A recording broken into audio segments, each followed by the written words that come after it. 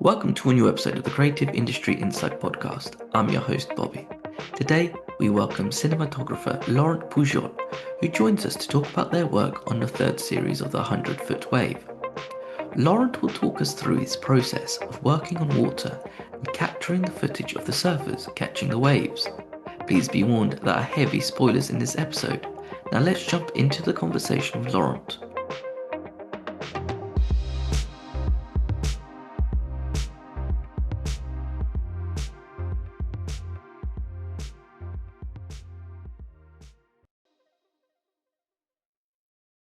Hi, Laurent. Thank you for joining me today. Thanks for having me, Robert. I'm excited to sit down and talk about the latest series of 100-foot wave, which you've recently won an Emmy for. How have you found the reaction to the project, and with it going to like a third series, that people are still interested and they're coming back for more? Yes, it seems like it's finally getting some traction, actually.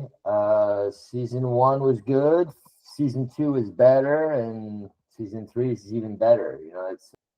I'm kind of gauging that off people coming to me and telling me how much they love it, the series, and how well it came out and how emotional it is. So, yeah, I think we're all just kind of understanding our position in this and doing better jobs. And so is the edit team as far as the storytelling goes.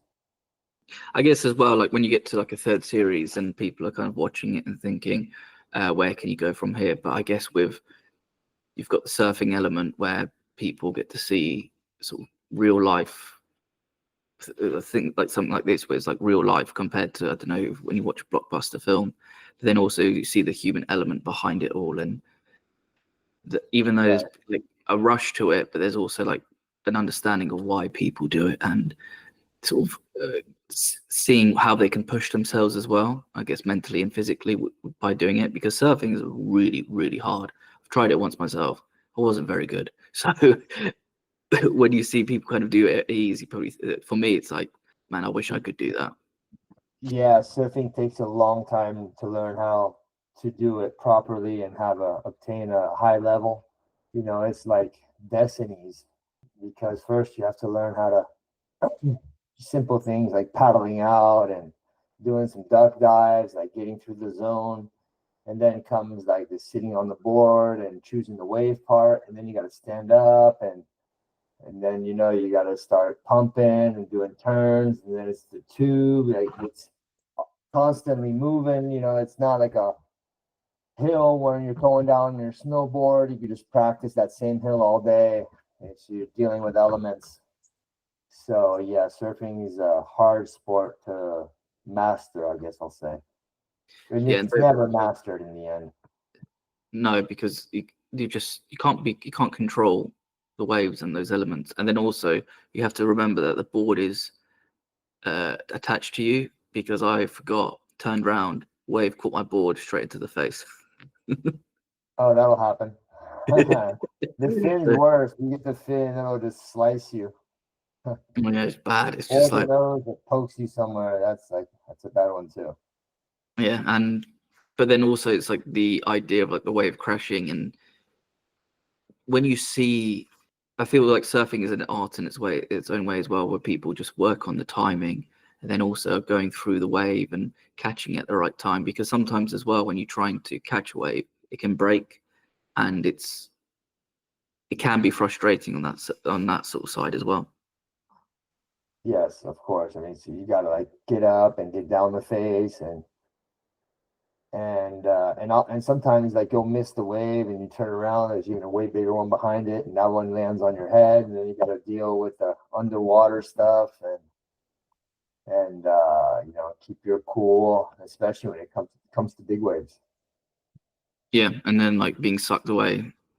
Yeah, Yeah, it's just yeah, I don't know. It's just, it can be quite scary. As you said as well, you can't just practice on a hill where you will know where there's a divot, or it might slope in a certain way or get slightly steeper. There, it's just unforgiving, and you have to respect it at all times.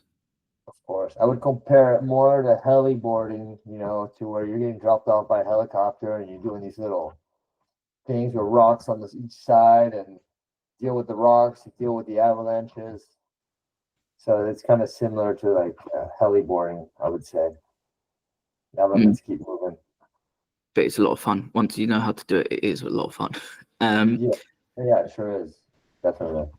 But what I'm curious to know about as well, because you're in the water capturing these moments. I read somewhere as well, you basically described yourself that you become a human gimbal with your rig, which is interesting to sort of think about. And then I'm trying to picture in my mind like how you're capturing these moments and going about it, because it's not like a regular film or interview where they could maybe go back and redo certain things.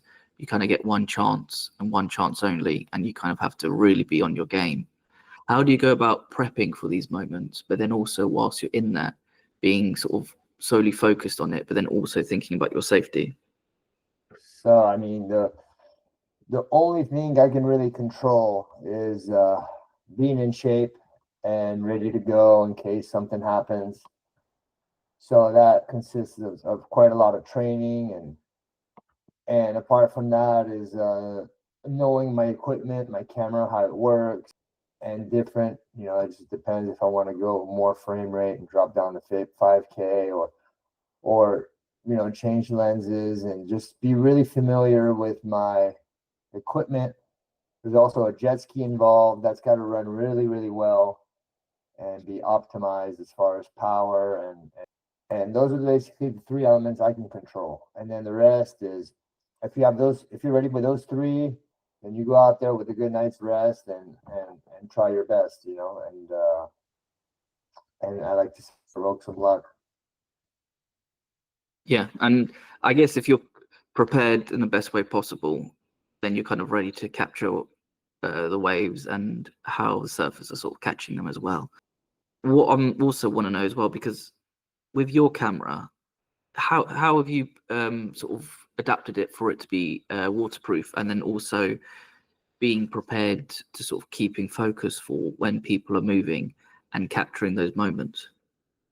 So I shoot with a red V Raptor and a Canon RF 1.2, and that's wrapped in water sealed housing, built by this Australian guy Matt from Salty Housings.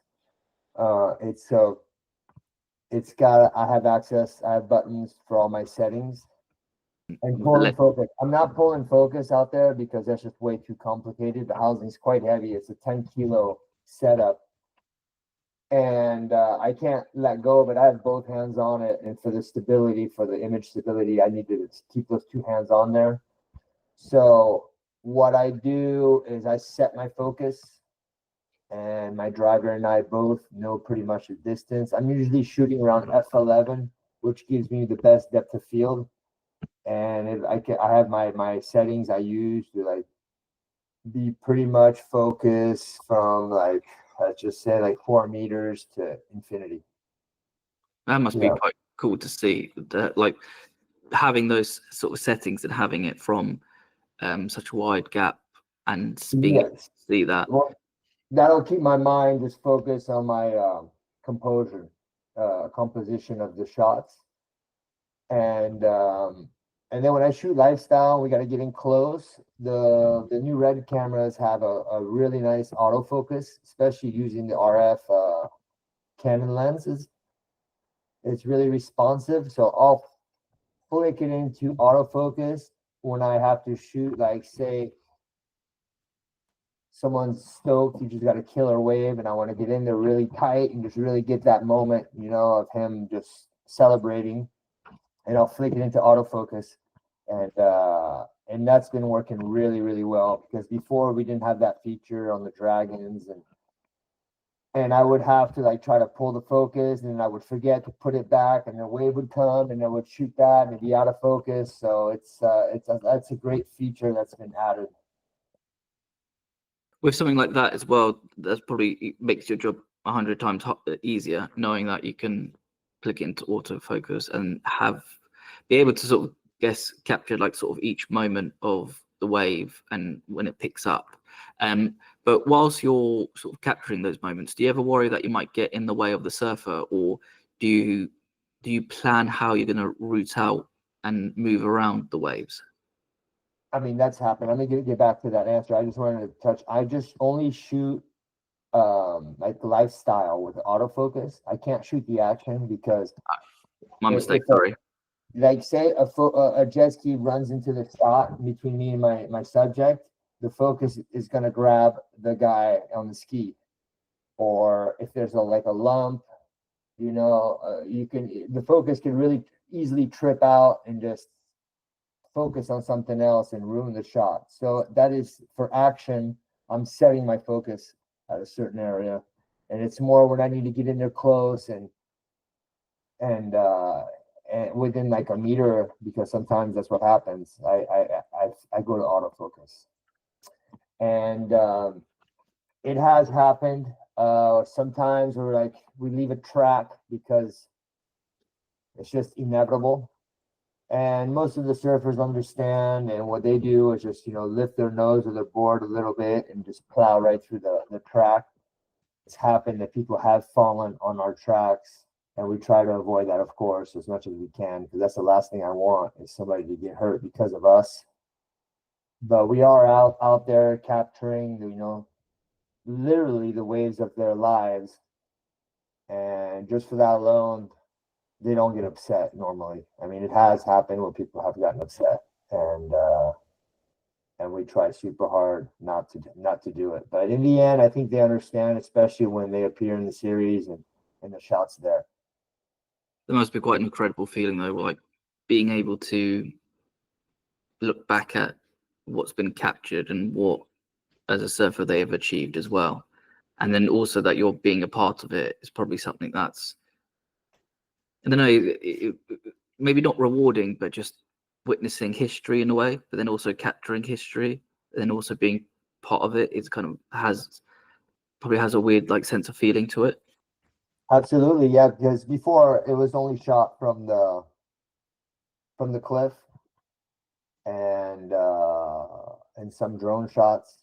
This is the beginning, so when it all started, there wasn't that many drones. Like the first time I actually shot it, that was 2012, and the production company got a helicopter, and they did some shots with the helicopter. So before it was only that shot from the cliff to where you get that optical illusion. Sometimes the wave will look bigger than it really is, and vice versa. A huge wave can look flat from the top. And so we're the first team to actually go out there and shoot from the water. And that just made the whole difference. You could just see the wave, how it stands up and gives it, let's just say it gives it justice, most of the time. Whilst you're mentioning how compared to sort of 2012 to now shooting, how have you find the change in how you capture the subjects compared to previously? Of course, now you did mention that it's probably a bit of visual of it, but there must be sort of pros and cons to both. The main difference I can off the top of my head is just the fact of getting comfortable out there and used to it. And at first it was just like, man, is this even going to work? So 2012, I went out there, actually, I shot stills. I was with Shane Doran, who is like the best, one of the best big wave surfer in the world as far as paddling. And he came and he paddled, and we were actually got in the spot on his best wave. And I ended up getting this killer shot of him, which we made I think it was 7 covers in the surfing magazine world. Back then it was a lot of magazines, it wasn't ruined by Instagram. And then 20, 30 spreads worldwide. I mean, one shot just made it around the world of the surf world. And that's what kind of planted the seed for me trying to get back out there and do it in motion. That was the plan. I was like, man, this is gonna look so sick. Just getting cinematography shots out there. So I finally got out there. What was that? 2018, I think it was. Yeah.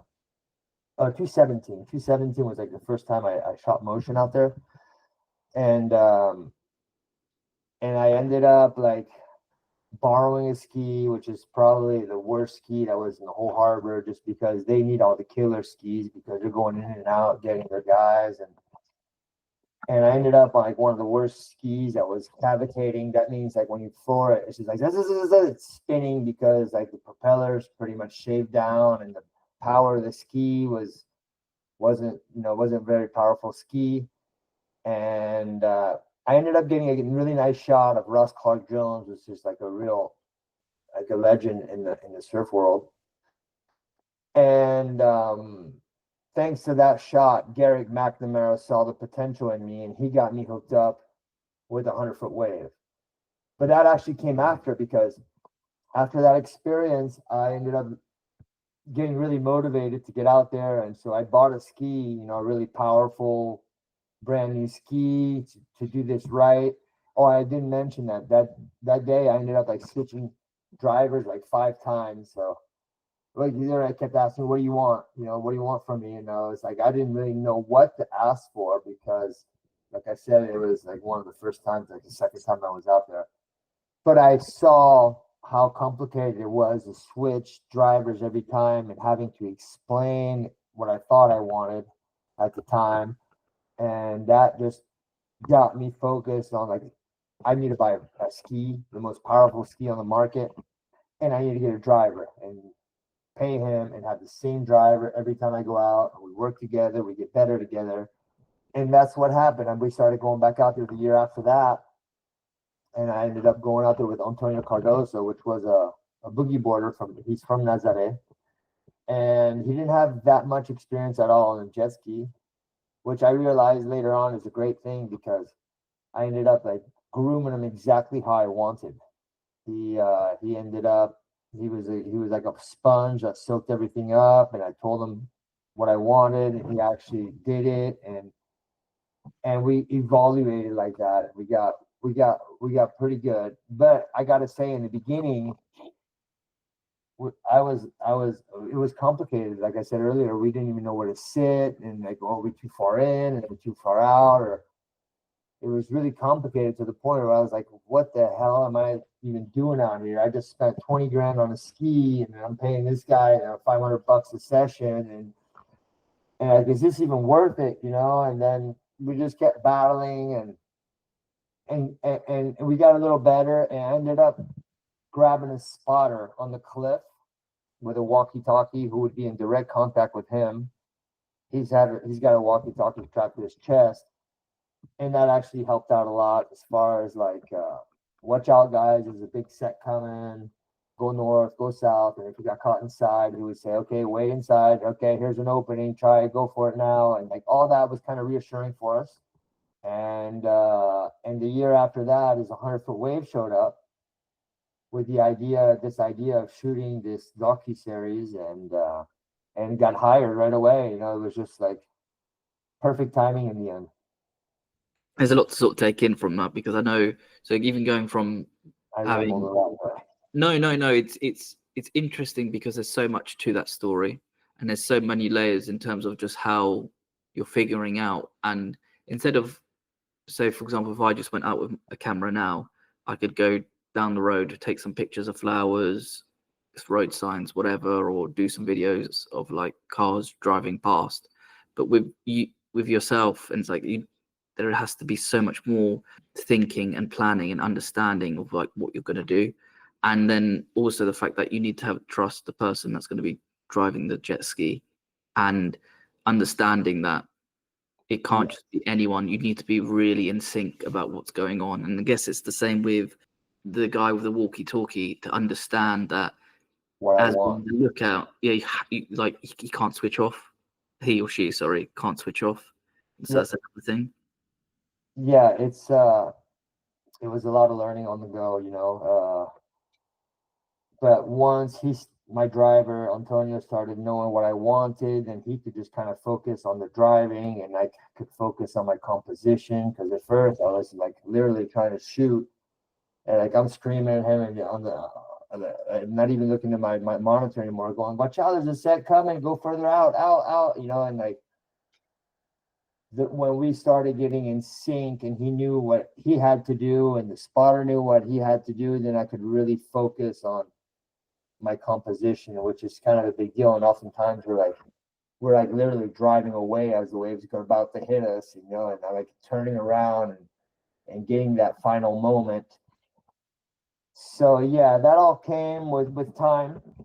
It all came with time and a lot of struggle and battle and blood, sweat, and tears, to be honest. Yeah, but again, as you said, like even having that, what's it called? The blood, sweat, and tears, and then also that's just like how you sort of build art up, right? That's how you're going to build art, and you're creating art in a different manner compared to, say, someone who's going to be on land.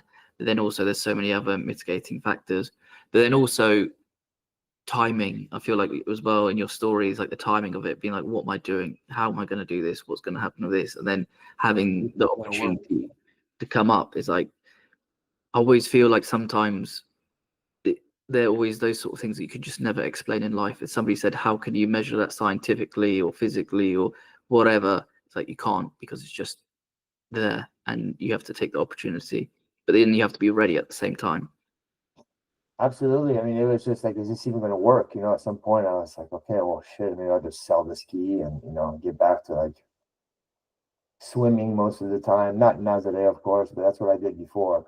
And I did that because most of my jobs were in the summer back then and didn't have much going on in the winter, and I was trying to find like something to keep me busy in the winter. And so that kind of popped into mind. We have the biggest, most consistent wave in the world, just down, in Portugal, which is about an 8-hour drive from here. And what's interesting about Nazare is, like I said, it's consistent and you get a lot of tries. It breaks several times a month. You can have in between 3 to 10 sessions or 15 in 1 month, as to Hawaii or places like Jaws, or break like twice a year sometimes, Mavericks and Waimea, and just depending on the storms coming in. Sometimes it could be a really slow year. As to Nazare is really, really consistent. You get a lot of goes out there, so you can train a lot. Do you have those moments as well, like because you're there on the mentioning waiting on the waves? Do you have those sort of moments where you feel, even though you're on the jet ski and you're capturing them, do you ever feel like you're like slightly on edge, being like, when is it going to come? When's it going to come? Is it going to come? How are we going to sort of anticipate it as well? You mean the waves, set of waves, or the? Yes. Sorry, the set of waves. Yes. Well, you can kind of see from the water a little bit, but sometimes if there's like the first wave, if you're shooting the first wave with this smallish and there's a huge set behind it, you can't see a thing because that first wave blocks you from seeing anything. So today, when I'm asking, like before, it was just like, are we safe? Just let us know we're good. To the talkie, I want to hear every like 5 minutes. You guys are good. Chill out right there. And it seems like today we're not so worried about that, just because we've gotten used to it. Now I want to know when the big ones are coming and which wave is the biggest one. I don't want to be stuck behind the first or the second wave when the next one's a lot bigger. And by the time we get over it, the subject already at the bottom of the wave. I would need to shoot. That's like the best part, and dropping in on the wave. So what I'm asking for the spotter now is which wave is biggest, and let us know if the next one's bigger. If you see us shooting that first one, tell us the wave's big, next one's bigger. I stop shooting, blaze out. My driver needs to go out as quick and far as possible. And another thing, there's 1, 2, and 3 peaks out there mainly. First, second, and third peak. And there's also like the best wave is in between first and second. We call it 1.5. So get his best judgment on that, whether it's going to be a first peak wave or a second peak wave. But that's like his info, because now it's he'll tell us like, "Oh, first peak," and I'm watching it going, "No, this thing's gonna swing over to 1.5. Just stay right where you are." Or sometimes my driver will tell me that, like, if you feel like really confident, I'll listen to him. If I say it confidently, he'll like, "Okay, we'll stay right here."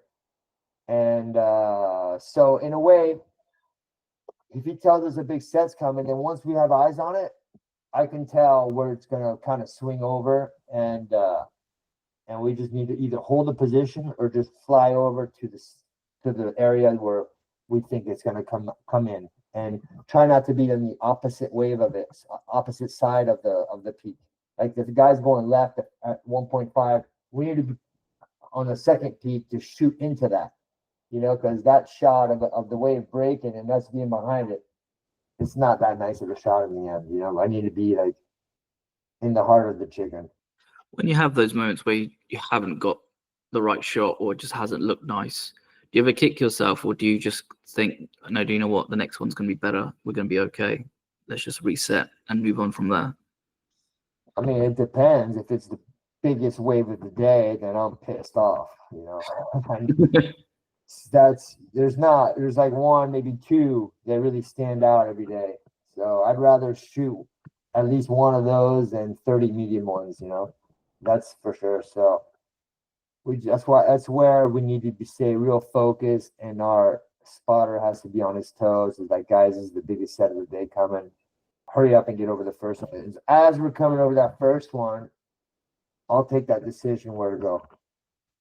Okay. Because we get a little height off going over the first one. We get a good bird's eye view, and then myself or my driver, we take the decision, and it's usually the right one.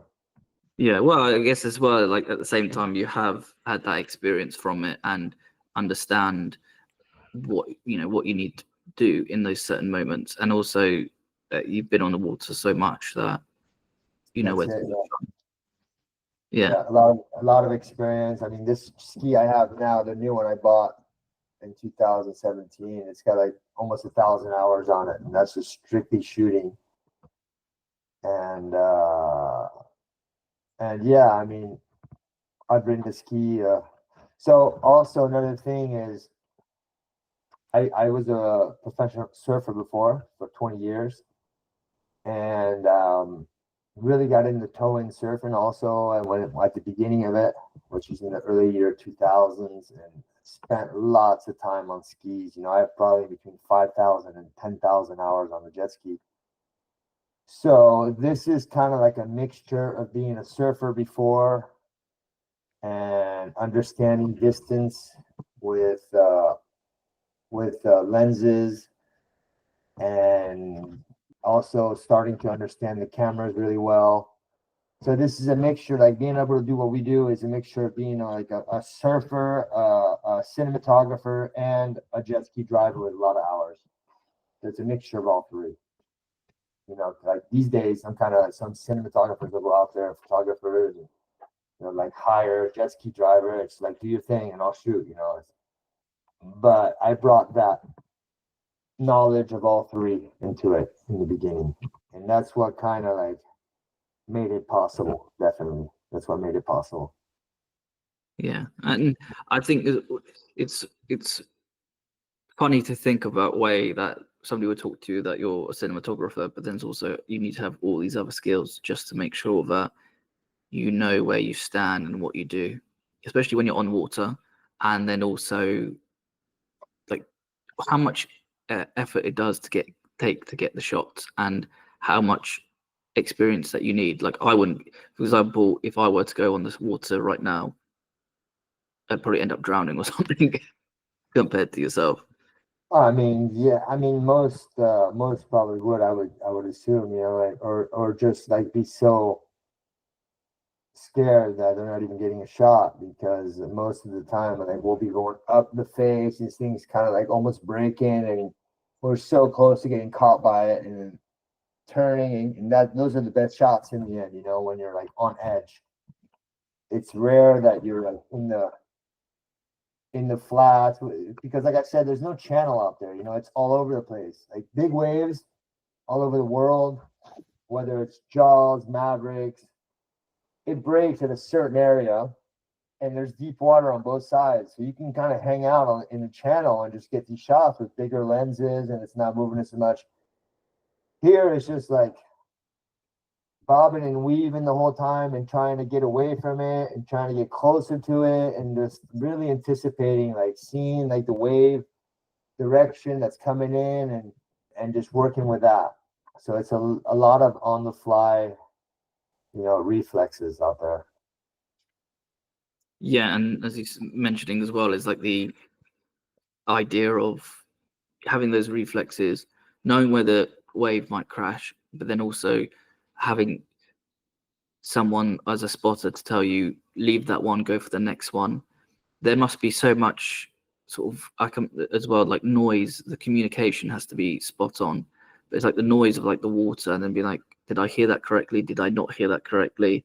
And you probably go from your gut instinct to say, no, skip this one, we'll get the next one as well. Well, we've come to a point to where, honestly, like for my spotter, I just want to know when the biggest waves are coming, and then we'll take that final decision. Like sometimes I'll say peak one. Like I said, we'll look at it, and I was like, no, I think it's gonna swing over to us. Stay right where you are, and because in the water you kind of get a better understanding of what the waves are going to do as they come in. And from the cliff, you just see these huge lumps, and all of a sudden it's like showing up on first peak and just shifts right over. There's like a 5,000 meter drop out there. There's some kind of weird stuff that happens that makes those waves wedge up, go from like 10 meters to instantly 15 to 20 meters. There's kind of like it bounces around underwater into that the goof it's called, and it'll just jack right up and just swing over the second peak. And from the water you can see that phenomenon a lot better than from the cliff. And do you talk, your spotter, how do you have to train them up in how they notice which waves to follow and what instructions they have to give you, or are they already experienced in surfing and understanding the water? Well, if they're surfers, that's a big advantage, that's for sure. We've gone through like 4 spotters, so it's like some of them ended up wanting to go surf, being out there. That's why we lost them. Others are just, as soon as they got big and gnarly, they would just kind of lose their composure. This last season, I ended up going with this American kid. There's this family of 4 kids that moved over there, American Canadian, the Smith brothers. So there's 2 bigger ones that Luke and there's 2 bigger ones, and they have a tow team together. And then there's 2 other ones. They're twins. They're 13. I think they ended up being 14 years old this year. So I grabbed one of them, and there's actually 2 now. So I got one like next to him, feeding him info. So they're 14 years old, and honestly, they're doing a great job. They did a great job. We're probably going to lose them pretty soon because they're ready to surf. They charge. So hopefully they have another winter for us. Otherwise, I'm gonna have to find another one this winter. But yeah, you want somebody that has a big IQ in wave knowledge. Okay, that's quite interesting as well. And knowing that you've got someone so young as well who could be so confident to do that. At first, my driver's like, "You sure? What are you doing?" I'm like, "Yeah, dude, I kind of feel like they're gonna do a good job." And honestly, he did a great job on it. Like as soon as the wave would pop up, I'd be like, "Oh, here's Justine's on the second one." It's just like, when one of our subjects is on a wave, we need to know about it if possible. So he was like naming and be like, "Oh, Justine's on the second one." Like his brother sitting next to him with binoculars. So that was like, they did great. They did really good. They made some money too. He ended up buying an iPhone and with it, and he was all stoked, So hopefully he'll be back this year. Right, man, you get that HBO money. That's when you've made it. Yes, I mean that definitely fell out of the sky because honestly, the surf industry is doing not so well these days, and in the end, neither is Hollywood and HBO. They're laying off a lot of people, and so we are just lucky. I feel really blessed to be working. Yes, and again, like it's really it is like a tough time for sort of media and things like that, because it's always like the fear of stuff like AI coming in, or other sort of elements, and people don't want to necessarily spend extra money on stuff because they don't know Yeah, if they want to invest. But then it's that's funny. That's funny you say that about AI, because I was just talking to somebody from HBO about that last week at the Emmys. He's like, "Oh, aren't you worried about being replaced by AI soon? You know, we could put a camera on the ski and control it from the cliff." But that's happened already. They have you can put a shot over on the ski, but then they have heat issues, and then like I know how to control that as far as not getting fog in my port. But the main thing I told him, I was like, man, you're gonna have to have a monkey on it just for the squeegee and get the water drops off, because I have a squeegee in my hand the whole time and I'm hitting that port like thousands of times, like a session. No, not many thousands, but hundreds of times, just to keep my port clean, because there's like water flying everywhere out there, and even if you do have a spindle, that exists. You're gonna go through it so quick that yeah, you got to keep the water off the port, and I don't know if any AI that can get rid of that. So I think we're kind of good, at least for a couple more years. yeah, I think in a way as well, like you can't replicate something like that. Like there's no way that somebody is going to be able to replicate what people are doing. It's the same with art. It's the same with like paintings, films, TV, books. Yeah, great. Somebody can like spit. You could put it into a search engine or whatever, and it spits out the video that you want. But I just don't think you can ever replicate it. And then also the fact that you're with nature, like nature's so unpredictable Yeah, that how do you recreate that? How do you know that the right moment? How do you know that this big swell is not yeah. going to come up? It's just, And and then also, there's like one time there's like a big left coming, and here comes the right. So I got to quickly shoot that. It's like you're going from one side to the other, and then here comes the wave. You got to hit it, put the camera down, and like I said, there's that water issue and the fog issue, and then I mean at one point they probably will, but not tomorrow. no, of course not. And then also the fact that also stuff like the fog and those sort of elements is like it's what makes it real. Because if you have AI, they will take those sort of elements out of it, that you won't have any sort of, maybe you have a little bit of like seawater on your lens, for example, or something like that. I just think, yeah, I don't know. I think people are wrong, and long may it be wrong. Yes, and you get that style that everybody has. That's a big part of it. Also, at first, I used to be so worried about just trying to get like a steady shot, and I asked them. Now we're using 8K camera where they could just crop into it and stabilize, and when they can, if they can, but they can't because some of the time. But they're like, no, we like that little shake. It gives it character and it shows the complicity of it, and and uh and so they like it. They don't mind it if it's a little shaky. And another thing, we're shooting at 160, sometimes 200 frames a second, so that's kind of forgiving on that.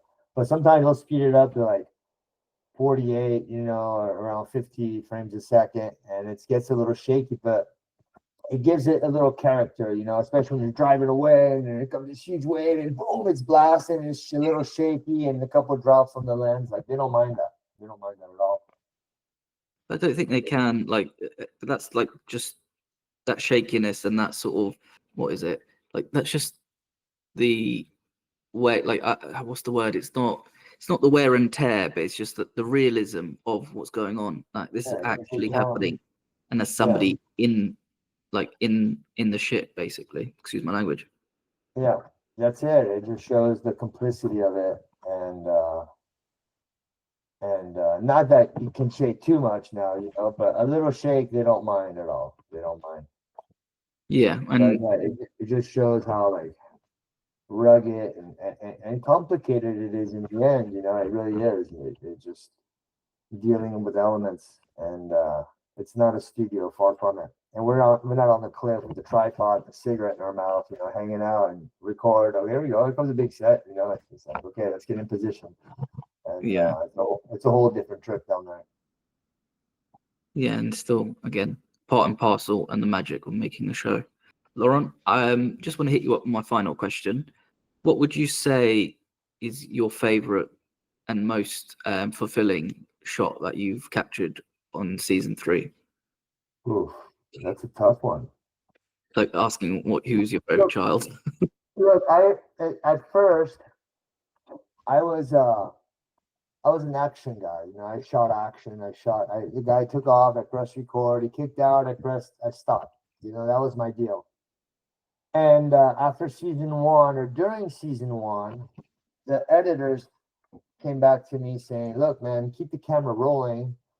We need to get that more in between wave stuff." You know, and I was just like, I was kind of like butthurt when they said that. Like, "Oh, what do you mean? I'm doing my job. I'm getting all these killer waves and this and that." But now that I've been watching the seasons, of course, and now I understand how important the in between wave stuff is. Like, for example, Justine Dupont and Tony Loreano had a breakup in season 3. I could tell it was a big day. They were practicing. They just kind of became a team. They were becoming a team for a while, but I've been watching them getting a little frustrated. And Justine didn't feel like he was, stepping up. And before that, Tony was with his dad all the time, so he doesn't have that much experience driving a jet ski. So there was this big day where they were just like, they couldn't find a way to save their lives, and he was just kind of letting go of her too early or too late, and then I could just see like Fred David, who is Justine's boyfriend, driving up on the ski and to Tony and Justine. So I've told Joao, I was with Joao at this point, who's my second driver, who I'm with now, Joao Gedge. And I told Joao, go, get there. And I could tell Fred was going to be like, and that's exactly what happened. We snuck up behind him and we got this shot of Fred going, "What the hell are you doing? You're all over the place," showing with his arms. And Tony is just like getting up on the sled with his head down. And Justine is just like baffled, pissed off. But when I saw that shot in the series, that's when you realize how important these shots are, because they're explaining the breakup and what happened, and it just helps them so much to tell the story. So, I mean, of course, I want to shoot the action and I want to get the biggest and best waves, but these are the kind of shots I need. Like for example, also when Garrett got hit by a surfboard and was just bleeding, and he's had a big lump on his face, and we just rushed in to get that. I'm just like, "Bro, sorry, but I got to get this," and just boom, I'm just shooting. Because he wasn't in danger either, if he's in danger, I will help or whatever. But and then when you see that in episode 2, I think it is, it just shows how the consequences,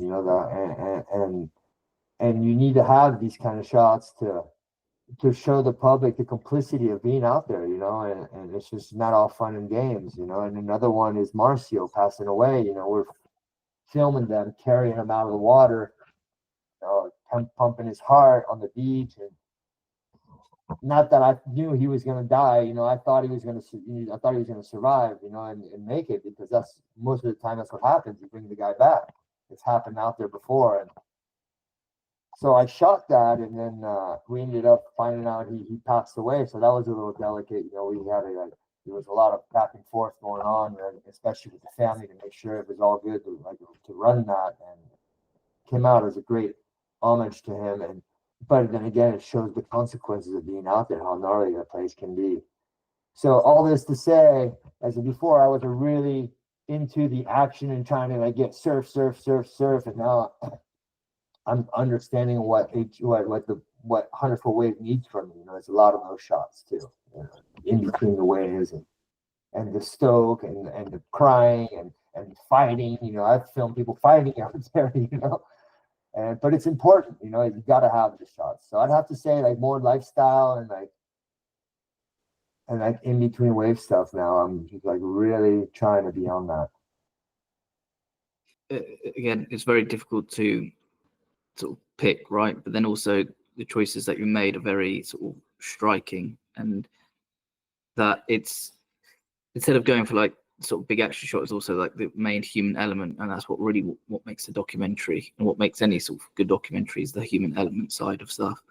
And Well, if you're gonna, sorry, if you're gonna put like just action into this, like, the grand public doesn't give a shit about that. You know, they don't want to see a bunch of surfing. They're not gonna. They're not gonna. We're not gonna win any Emmys like that. It's 80% storytelling. You know, it's like actual surfers and telling their story, and it's 20% surfing, and it's got to be great action. You know, between the water stuff and the drone stuff, we're there as well. But it's pretty much storytelling. So if you're not telling the story, you're not gonna absorb the grand public as we did.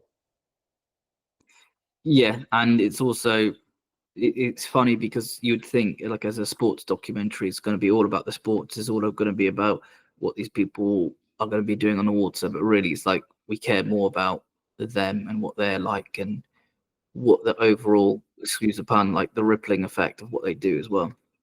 Of course, these guys are modern day. You know, modern day. What were those guys who used to fight in the ring back in the days? Oh, gladiators. Gladiators. That's it. Modern day gladiators. That's the word I was looking for, because they are, man. They're out there just putting it on the line. You know, we are putting on the line, but it's nothing like surfing the place. Surfing the place is super gnarly.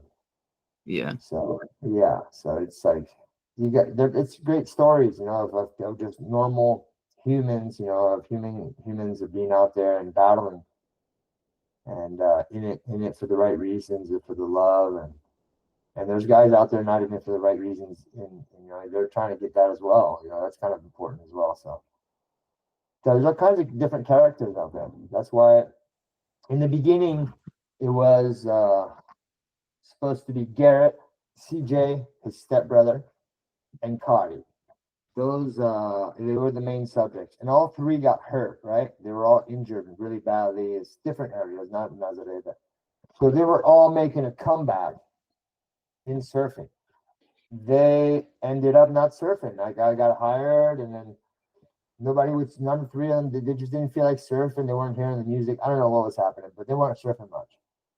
To the point to where this first swell, a big swell came, and producers like, yeah, Laurent, you know, none of our guys are going to surf again, so we don't need you to go out there. The waves are going to be massive, and I'm here for this. I'm going out there. I mean, I was like, okay, yeah, whatever.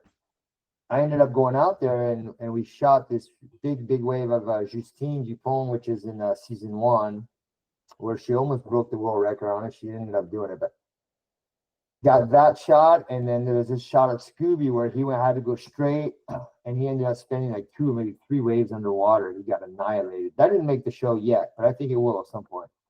So I got these 2 great like moments.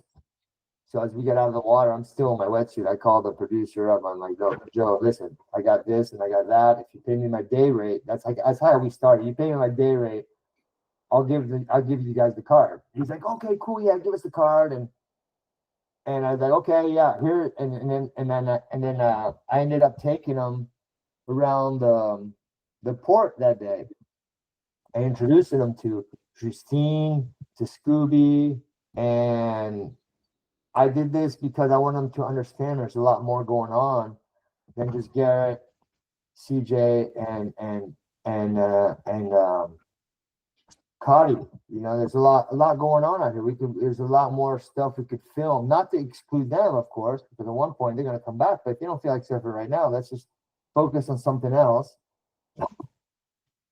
And I also wanted to work. You know, I need to get some work in, and like, dude, let's do this. And it ended up, you know, working out great to where they started including all these subjects into season 1. And season 1's more on the beginning and like the introduction of Garrett showing up, and so season 2 is when we started introducing a lot more characters. And yeah, so it all kind of started freestyle, and nobody really knew how it was going to happen. I mean, it was also a self-funded thing, you know. The production company funded it with their money. And then they ended up getting picked up by HBO and being shown on Sunday nights, you know, which is like the prime time. So I think there's a great story just behind that. You know, it was just like a kind of everybody was was battling in the beginning and kind of hoping for the best. It couldn't have worked out better, we won the outstanding documentary of nonfiction programs this winter, which was like the one we needed to win because twice we finished second. We finished second in that category, and that's the one where HBO, the production companies, like the top dogs wanted to win and really bad, And a little anecdote on that, like 2 years ago when we were at the Emmys, last year we didn't put in season 3 in time, so we waited for this year. But Michael J. Fox's thing that he put out, I don't know if you remember the name. Hold on his story when he got sick and all that. It was it did really well. It's just started winning. Say again? It was called Still. Yes, Still. It was winning everything, right? So we were in the final with them for outstanding documentary, and he ended up like winning it. We got second. I guess they find out after like what place we got, and also for season 1 we ended up second to I forgot who.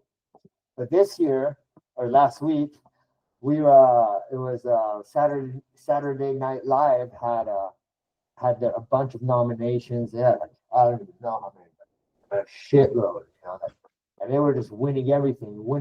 And I knew we were in the final with them for the best doc. So I was like, oh shit, here we go again. This isn't going to be good. But we really needed to win that one in order to renegotiate for next year. None of that is done yet, but we're looking a lot much better.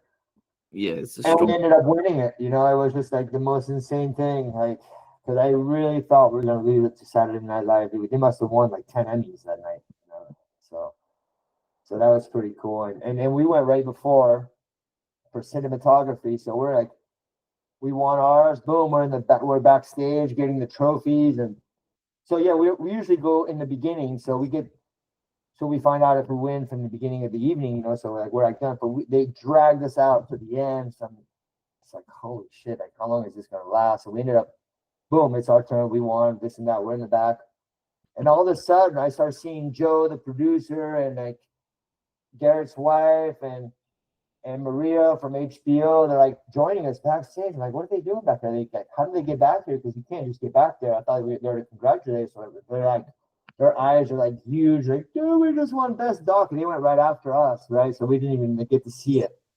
So we just started all of us screaming. It was just the coolest fucking thing, I think that's a really good way to end about the episode regarding winning the award and being sort of not being the bridesmaid, but finally being the bride and getting across the line, and then also the fact that it puts you guys in such good stead to carry on with what you're doing.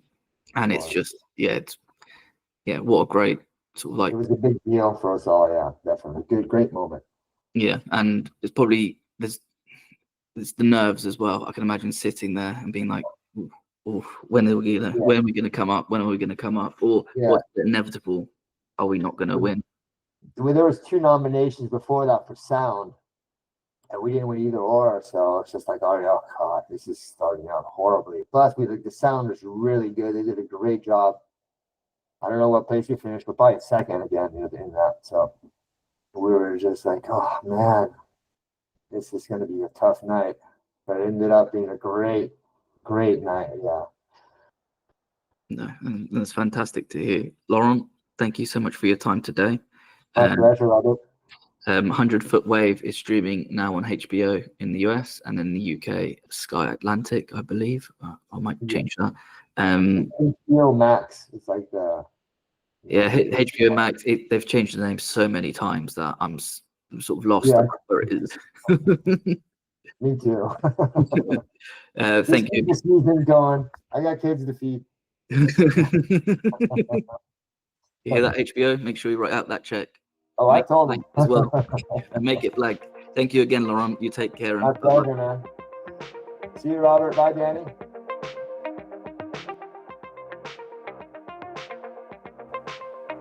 Thank you for listening. Please subscribe, rate, and review this podcast.